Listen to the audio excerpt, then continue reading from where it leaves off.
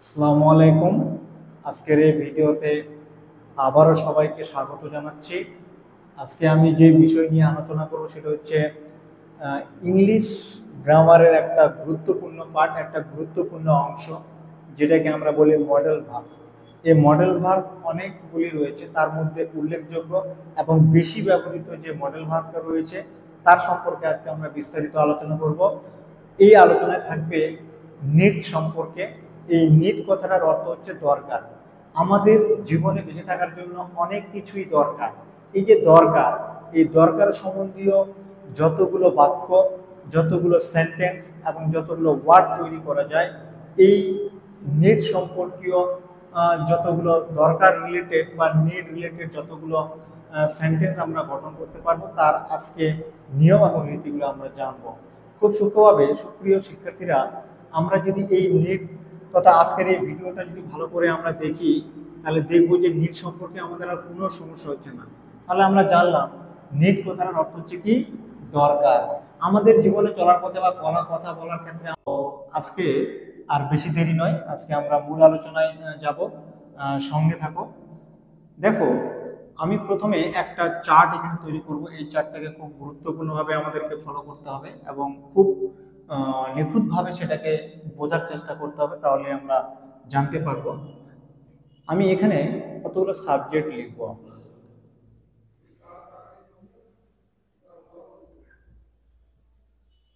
You, we, দে, এগুলো হচ্ছে এক একটা সাবজেক্ট। আমরা জানি কোনো সেন্টেন্সে এরা সাবজেক্ট হিসেবে ব্যবহৃত হয়। আজকে তাহলে আমি কি বললাম, নিড সম্পর্কে জানবো। আসলে নিড মানে কি, দরকার। এই নিড মানে আমরা জানলাম দরকার। নিড মানে দরকার। আমাদের বেঁচে থাকার জন্য অনেক কিছুই দরকার। এই যে স্যার, আমার ইংরেজি শেখা দরকার, আমার একটা কলম দরকার, তাই না? এই যে রিলেটেড এক কথায় নিড কথাটার অর্থ হচ্ছে দরকার। এটুকু আমাকে মাথায় রাখতে হবে। তাহলে নিড মানে যদি দরকার হয়, তাহলে সেই ক্ষেত্রে আমরা এখানে লিখব, মনে করো যে আমার একটা পেন দরকার, তাহলে আমরা কি লিখবো, a pen. I need a pen, আমার একটা কলম দরকার, তাই না? তারপর যদি আমি এটাকে আমি যদি বলি আমার একটা ব্যাগ দরকার, তাহলে আমি কি লিখবো, আই নিড আ ব্যাগ। বুঝা গেল? তারপর আমি যদি লিখি আমার একটা টিচার দরকার, তাহলে আমি কি লিখবো, আই নিড আ টিচার। বুঝা গেল? এই যে নিড, এক কথায় নিড দরকার, আমার দরকার, তাহলে কি, আমার একটি কলম দরকার, আমার একটি কলম দরকার, আই নিড আ পেন। আমার একটি ব্যাগ দরকার, আই নিড আ ব্যাগ। আমার একটি টিচার দরকার, আই নিড আ টিচার। আমার একটি বক্স দরকার, বাক্স দরকার, তাহলে আমি কি লিখবো এখানে, আই নিড আ বক্স। এইভাবে আমরা সেন্টেন্সগুলোকে নিডটাকে ব্যবহার করব। সুপ্রিয় শিক্ষার্থীরা, আমি কি বললাম, আই নিড এ পেন, আমার একটি কলম দরকার, আই নিড এ ব্যাগ, আমার একটি ব্যাগ দরকার, আই নিড এ টিচার, আমার একটি শিক্ষক দরকার, আই নিড এ বক্স, আমার একটি বাক্স দরকার। এবার কথা হচ্ছে, তাহলে ইউ আছে, ইউ সাবজেক্ট দিয়ে যদি আমরা করি তাহলে কি হবে, তোমার একটি কলম দরকার, তাহলে কি লিখতে হবে, ইউ নিড এ পেন, তোমার একটি কলম দরকার। ইউ নিড এ ব্যাগ, তোমার একটি ব্যাগের থলের দরকার। ইউ নিড এ টিচার, তোমার একটি শিক্ষকের দরকার। ইউ নিড এ বক্স, তোমার একটি বাক্সের দরকার। ঠিক একই রকম ভাবে আমরা ব্যবহার করব। আচ্ছা, এই যে নিড, এই নিড যে মূল মডেলটা রয়েছে, এর সঙ্গে আমরা যদি দ্বিতীয় ধাপে আমরা যদি আর একটা জিনিস বসাই, মনে করো আমি এখানে লিখলাম নিড টু। এই জায়গাতে আমাকে একটু মাথায় রাখতে হবে, যদি কোনো মডেল, যে নিড মডেলের পরে যদি টু থাকে, নিড মডেলের পরে যদি টু থাকে, তাহলে আমাকে মাথায় রাখতে হবে যে তারপরে ভার্বটা ভার্ব ওয়ান হয়। কি হয়, ভার্ব ওয়ান হয়। আমি আমি আবার রিপিট করছি, যদি নিড যে রিলেটেড মডেল রয়েছে সেই নিড মডেলের পরে যদি টু থাকে তাহলে তারপরে যদি কোনো ভার্বের প্রয়োজন হয় তাহলে সেই ভার্বটার ক্ষেত্রে আমরা কি লিখবো, সেই ভার্বটা সবসময় সেই ভার্বটা সবসময় ভার্ব ওয়ান হবে। কথাটা বলে মানে ভার্বের 1 নম্বর ফর্ম হবে। আমি নিটের পর যদি টু থাকে, তো নিট শব্দটার পরে যদি টু থাকে তাহলে কি হবে, ভার্ব ওয়ান হবে। তাহলে আমি যদি মনে করি আমি এখানে লিখতে পারি গো, তার মানে কি আই নিড টু গো, তাহলে এই নিড টু মানে কি দরকার, তাই তো? কি দরকার, এই যে গো ভার্বটা লিখলাম, এখানে যেহেতু ভার্ব লিখলাম তাই জন্য কিন্তু এই পূর্বে থেকে টুটা এখানে অবস্থান করে আছে, কারণ ভার্বের পরে এই যে ভার্ব ওয়ান আছে তার নিটের পরে যদি টু থাকে তাহলে তারপরে যে ভার্বটা ব্যবহৃত হয় সেটা হচ্ছে ভার্ব ওয়ান হয়। তার মানে আমি কি লিখলাম তাহলে গো, আমি এখানে কি লিখতে পারবো,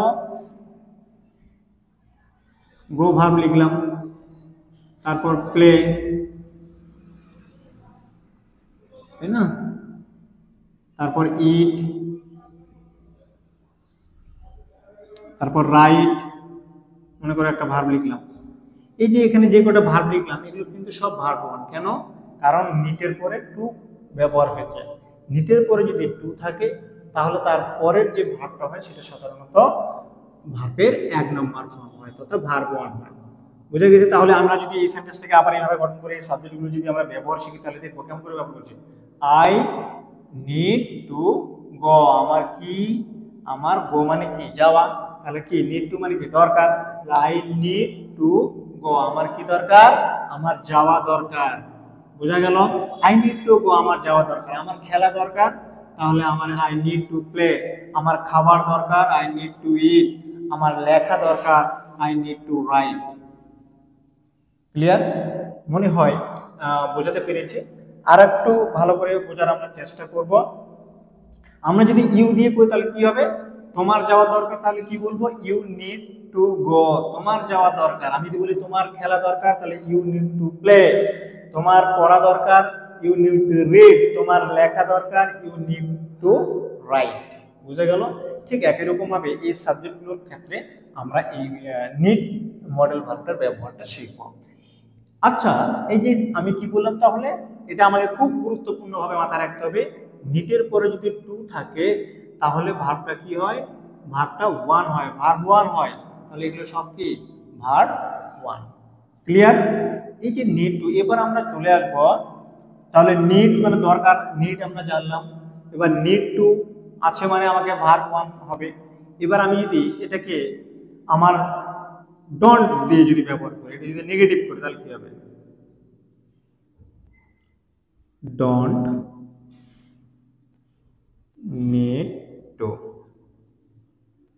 আমার দরকার, তার মানে এটা কি ডোন্ট নিড টু মানে দরকার নেই,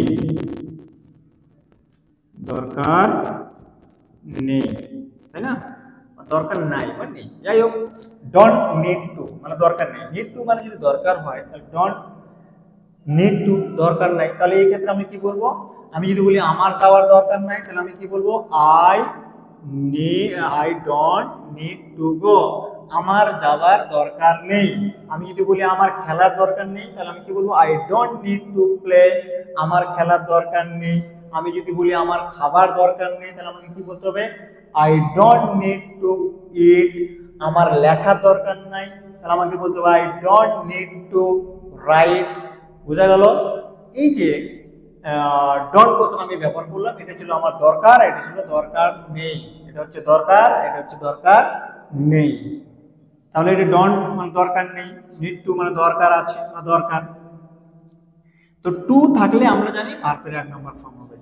ক্লিয়ার? এবার আমরা একটু নিটের ব্যবহার জানতাম, নিড জানলাম, নিড টুর ব্যবহার জানলাম, তাই না?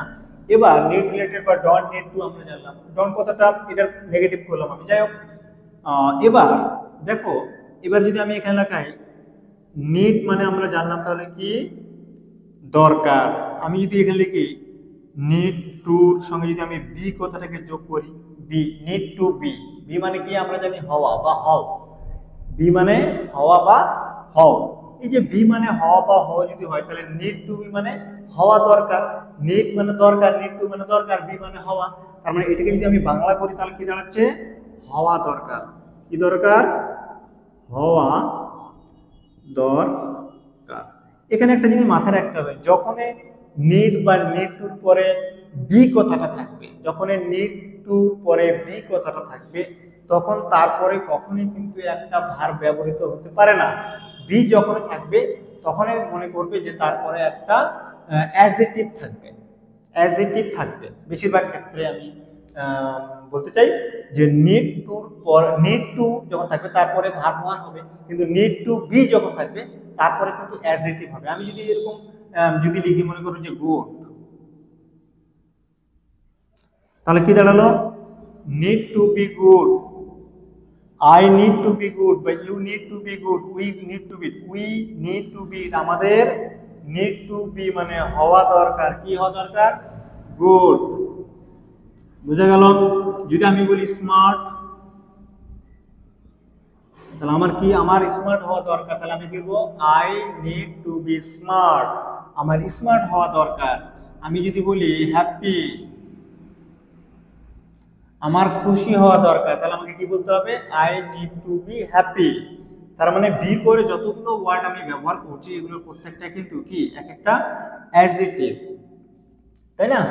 তো এবার কথা হচ্ছে এই যে নিড টু বি, মনে করো যে ইন্টেলিজেন্ট, বা আমার আমার আমার ইন্টেলিজেন্ট হওয়া দরকার, তাহলে আমাকে কি বলতে হবে, I need to be intelligent, তাই না?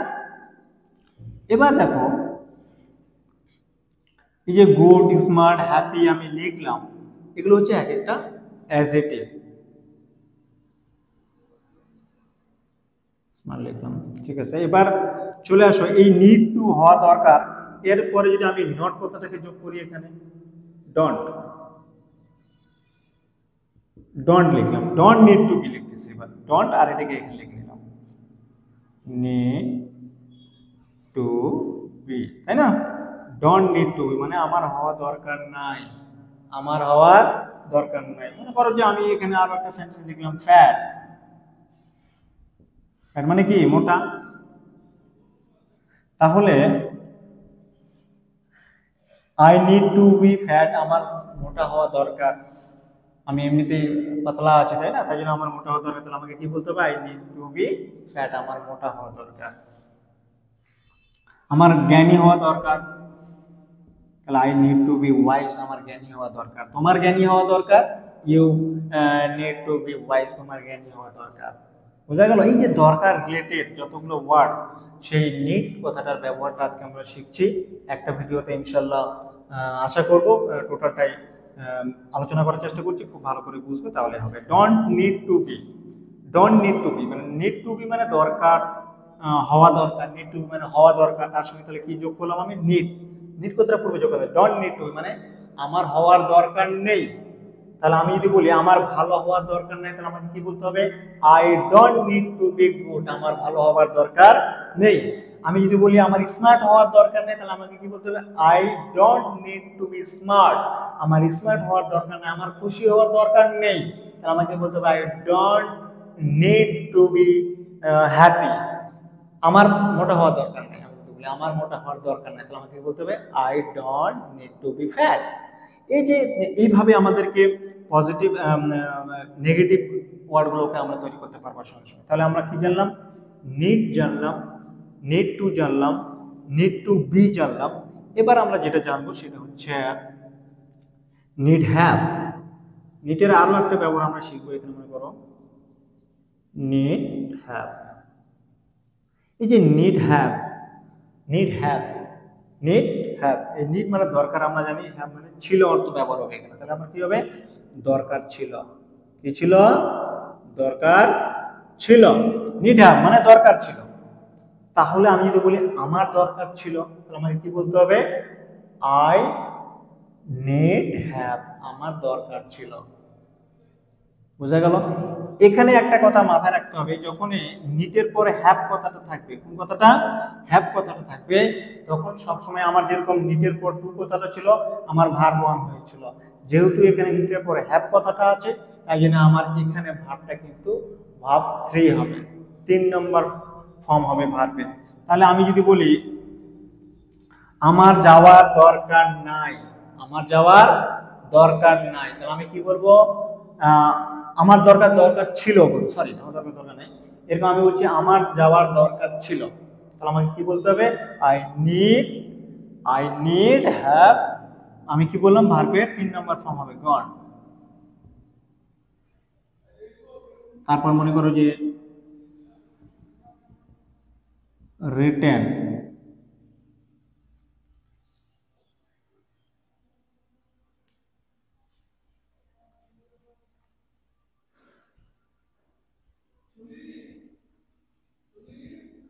ইটেন, প্লেড,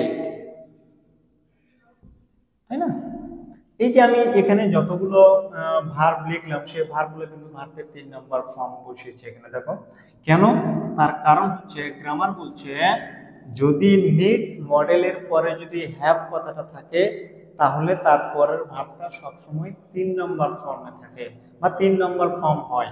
তাহলে আমার যাওয়া দরকার ছিল, তাহলে আমাকে বলতে হবে আই নিড হ্যাভ গন, আমার যাওয়ার দরকার ছিল।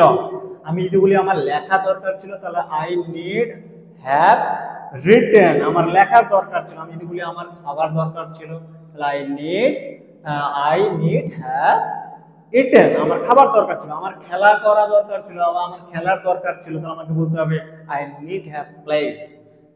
তো সুপ্রিয় শিক্ষার্থীরা, আজকে আমি যে বিষয়টা নিয়ে আলোচনা করছি সেটা হচ্ছে আসলে এর আগেও আমি বলেছি নিড রিলেটেড, আমাদের দরকার। এই যে দরকার স্যার আমাদের ইংরেজি শেখা দরকার, তার মানে এই যে দরকার, এই দরকার রিলেটেড প্রত্যেকটা স্ট্রাকচার আমি এখানে বললাম, এবং এই নিড দিয়ে যত ধরনের বাক্য বা সেন্টেন্স গঠন করা যায় সেই সম্পর্কে আমি আলোচনা করলাম। আশা করছি ভিডিওটা তোমাদের ভালো লাগবে, এবং আমি আর একটুখানি অল্প একটু বলে দেবার চেষ্টা করব। তাহলে আমরা নিড সম্পর্কে জানলাম। নিড মানে দরকার। আমার কি দরকার? আমার একটা কলম দরকার। তাহলে আমি যদি বলি স্যার আমার একটা কলম দরকার, তাহলে আমাকে কি বলতে হবে? Sir I need a pen, আমার একটা কলম দরকার। আমার একটা ব্যাগ দরকার, তাহলে আমি কি বলতে হবে? Sir I need A bag, আমার একটা ব্যাগ দরকার। আমার একটা টিচার দরকার স্যার, স্যার আমার একটা ইংরেজি টিচার। আমি যদি এইভাবে বলি আমার একটা ইংরেজি টিচার দরকার, তাহলে আমাকে কি বলতে হবে? I need a English teacher, আমার একটা ইংলিশ টিচারের দরকার রয়েছে। আসলে এই নিড মানে হচ্ছে দরকার, আমাদের কতই কিছু জীবনে বেঁচে থাকার জন্য দরকার, তাই না? তো এই ইংরেজি শেখাও দরকার। তাহলে আমাকে কি বলতে হবে? আমার ইংরেজি শেখা দরকার। তাহলে এটাকে আমি কিভাবে বলবো?